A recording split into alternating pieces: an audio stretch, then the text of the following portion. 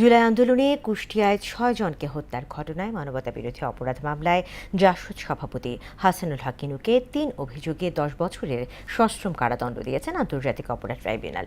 রায়ে অসন্তোষ জানিয়ে আপিল করার কথা জানিয়েছেন চিফ প্রসিকিউটর মোহাম্মদ আমিনুল ইসলাম। আর পূর্ণাঙ্গ কপি পাওয়ার পর এ বিষয়ে সিদ্ধান্ত নেওয়ার কথা জানায় আসামিপক্ষ।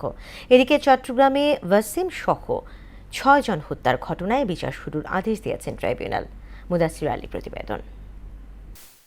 জুলাই গণ অভ্যুত্থানকালে কুষ্টিয়ায় ৬ জনকে হত্যাসহ ৮ অভিযোগে জাসদ সভাপতি হাসানুল হক ইনুর বিরুদ্ধে মানবতাবিরোধী অপরাধ মামলার রায় দিয়েছেন বিচারপতি নজরুল ইসলাম চৌধুরীর নেতৃত্বাধীন ৩ সদস্যের বিচারিক প্যানেল আন্তর্জাতিক অপরাধ ট্রাইব্যুনাল ২। এতে ৩ অভিযোগে ১০ বছর করে সশ্রম কারাদণ্ড দেয়া হয়, যা একই সঙ্গে কার্যকর হবে। বাকি ৫ অভিযোগে খালাস পান ইনু। ভিডিও দেখে আন্দোলনকারীদের শনাক্তকরণ, ১৪ দলীয় জোটের সভায় আন্দোলনকারীদের জামায়াত জঙ্গি ট্যাগ দেয়া এবং হাসিনাকে কারফিউ জারি সহ ছাত্র জনতার ওপর কঠোর হতে উস্কানি দেওয়ার অভিযোগে ইনুকে সাজা দেয়া হয়। ২টি অভিযোগে তার ১ লাখ টাকা করে জরিমানাও হয়েছে।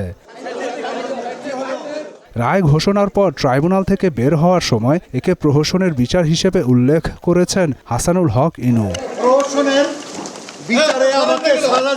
এ রায়ে অসন্তোষ জানিয়েছে চিফ প্রসিকিউটর মোহাম্মদ আমিনুল ইসলাম। আমরা এই রায়ে মোটেই সন্তুষ্ট নই।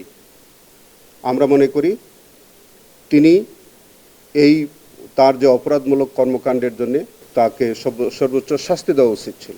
এই রায়ের বিরুদ্ধে আমরা অবশ্যই আপিল করব। তিনি বলেন, জুলাই হত্যাযজ্ঞের ঘটনায় শেখ হাসিনার মতো ইনুরও দায় রয়েছে। শেখ হাসিনার বিরুদ্ধে যেভাবে এই দায়টা আসে, ঠিক একই রকম দায় হাসানুল হক ইনুর বিরুদ্ধেও বর্তায়। এ রায়ে হতাশা প্রকাশ করেছে আসামি পক্ষ। আমরা এখনো পূর্ণাঙ্গ রায় হাতে পাইনি। পূর্ণাঙ্গ রায় হাতে পেয়ে আমরা মামলার যিনি অভিযুক্ত তার সাথে পরামর্শক্রমে এবং আমাদের আইনজীবী, সিনিয়র আইনজীবী যারা আছেন তাদের সাথে পরামর্শ করে, পরিবারের সাথে পরামর্শ করে আমরা পরবর্তী পদক্ষেপ সম্পর্কে সিদ্ধান্ত গ্রহণ করব। এদিকে রায়কে প্রত্যাখ্যান করেছেন ইনুর স্ত্রী। ইউনূস সরকার ক্ষমতার অপব্যবহার করে সেই ট্রাইব্যুনালকে উল্টে দিয়ে মুক্তিযোদ্ধাদের বিচার করেছে। এটা নিকৃষ্টতম অপব্যবহার এবং আমরা মনে করি নিকৃষ্টতম অনাচার। আমরা এই রায় প্রত্যাখ্যান করছি। এদিকে একই ট্রাইব্যুনাল জুলাই আন্দোলনে চট্টগ্রামে ওয়াসিম সহ ৬ জন হত্যার ঘটনায় মানবতাবিরোধী অপরাধ মামলায় বিচার শুরুর আদেশ দিয়েছেন। ৬ আগস্ট সূচনা বক্তব্যের মধ্য দিয়ে শুরু হবে সাক্ষ্য গ্রহণ। এ মামলায় মোট আসামি ২২ জন।